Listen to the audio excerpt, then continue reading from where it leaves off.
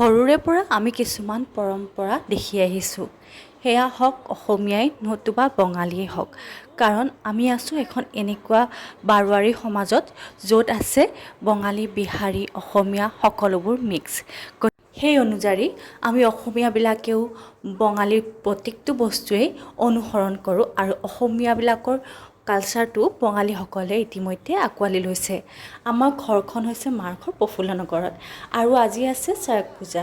চৰক পূজাৰ কাৰণে মই মোৰ বেবীক ৰেডি কৰি মাহীয়েকৰ হাতত দি আমি ওলাই পৰিলোঁ চৰক পূজা চাবলৈ। বহু বছৰৰ মূৰত চৰক পূজা চাবলৈ ওলাইছোঁ। এই দেখিছে নহয় গছডাল, তাতেই হেনো বিশেষ পৰম্পৰা লুকাই আছে। আমি অলপ সোনকালে যিহেতু গৈ পালোঁ, সেইকাৰণে অলপ টাইম ৰখিব লগা হ'ল।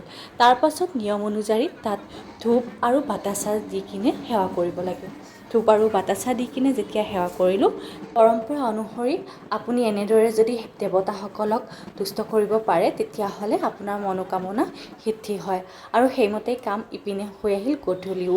তাৰ মাজতে মোৰ বেবীজনীক দেখি কিনে মানুহ কিছুমানে ল'বও আহিলে, যে ইমান দিনৰ মূৰত দেখিছোঁ, প্ৰথম বেবী নেকি, এইবোৰ কৈ গাঁৱৰ মানুহবিলাকে তাইক ল'বলৈ ধৰিলে। খুব এটা ভাল লগা পৰিৱেশ। এনেদৰে সৰু কেঁচুৱাটো যে লৈ গ'লোঁ তালৈকে, সেইটোৱে মনত বহুত ফূৰ্তি লাগিলে। তাৰ মাজতে মাহীয়েক আৰু মাকক দি কিনে মই অলপ চৰক পূজাও উপভোগ কৰিলোঁ। ইতিমধ্যে চৰক পূজাৰ সকলোবিলাক ৰিচুৱেল আৰম্ভ হৈ গৈছে আৰু ৰাতিও হৈ গ'ল। আৰু মই অৱশ্যে চৰক পূজাৰ ইমান নিয়মবোৰ নাজানো, কিন্তু মাহঁতে যিহেতু ক'লে যে কেঁচুৱাক হেনো বগৰী কঠাত পিন্ধোৱা মানুহজনৰ গাত লগাই দিব লাগে, তেতিয়া হেনো সকলো বেমাৰ আজাৰৰ পৰা দূৰত থাকে। আৰু সেইকাৰণে কথামতেই কাম, মই যিহেতু গৈছোঁ তাত, তেওঁক মোৰ কেঁচুৱাটো গাত লগাই দি সেৱা কৰিবৰ কাৰণে ৰেডিও হ'লোঁ। আৰু এনেকুৱাতে হৈ পৰিল ৰাতিও, আৰু ইতিমধ্যে মই মোৰ কেঁচুৱাটো সেই মানুহজনৰ গাত লগাই দিলোঁ। কথাবোৰ মই বিশেষ নাজানো, যিখিনি জানো সেইখিনিহে মই আপোনালোকৰ আগত দাঙি ধৰিবলৈ চেষ্টা কৰিছোঁ।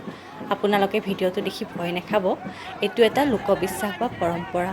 আৰু এই অনুষ্ঠানটো পাতিবৰ কাৰণে তেওঁলোকে বহু দিনৰ পৰা নিৰামিষ খায় আৰু নিৰামিষেও থাকে। সেই হিচাপে কাম, মই মোৰ বেবীকো মানুহজনৰ গাত লগাই দিলোঁ, আৰু মানুহজনে ঢেৰ চাৰা আশীৰ্বাদ দি দিলে মোৰ বেবীজনীক। আৰু তাৰপাছত মনটো পৰিপুষ্টি হৈ গ'ল, আৰু মাননি হিচাপে মই অলপ পইচাও তেওঁৰ হাতত দি দিলোঁ। আৰু যিহেতু লোকবিশ্বাস, সেই লোকবিশ্বাস অনুযায়ী খালী ভৰিৰে মই সেই গছজোপাৰ তলতো থিয় হৈছিলোঁ। খুব এটা মানুহ দেখিছে নহয়, এই মানুহখিনিয়ে কেঁচুৱাবিলাকক বা তেওঁক এনেকৈ গাত লগাই দিবৰ কাৰণে পিছে পিছে ঘূৰি ফুৰিছিলে। বহুত এটা নিয়মৰ মাজত বেংগলী সম্প্ৰদায়ৰ মানুহখিনিয়ে এই উৎসৱটো পালন কৰে। ইতিমধ্যে ৰাতিও হৈ গ'ল আৰু আমি উভতি পৰিলোঁ ঘৰলৈ। খুব ভাল লাগিলে মোৰ তিনিমহীয়া কেঁচুৱাটোক এনেকুৱা এটা অনুষ্ঠানলৈ বা উৎসৱলৈকে লৈ গৈ। আশীৰ্বাদ পালে ভগৱানৰ পৰাও অজস্ৰ। ঘৰত আহি খুব ভাগৰ লাগিলে, মাহীয়েকৰ হাতত তাইক দি দিলোঁ। আজিলৈকে ইমানেই। আকৌ লগ পাম আন এটা ব্লগত।